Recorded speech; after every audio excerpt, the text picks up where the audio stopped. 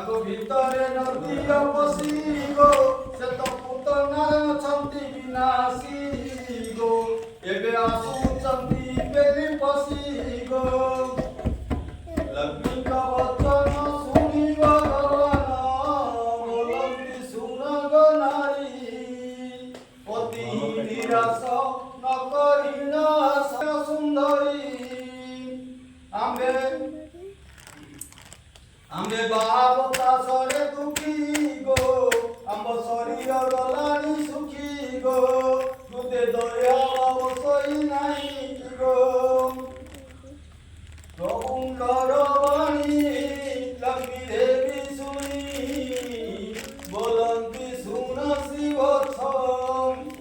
नवदिन जटा नदी घसे चढ़ी अधिक की सुख अछि से देखो लक्षे लोक चाहिए मुख बाबतास बई रख से शोभादि सुखिव कला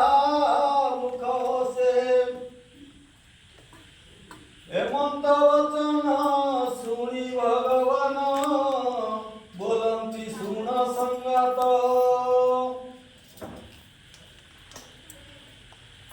द्वादश मासरे मृगश जात्रा थरे काहि पाई होइछ जे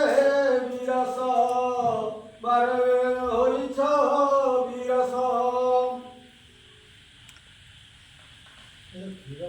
ती श्रवण हे आमे न सुनु तुम वचन हे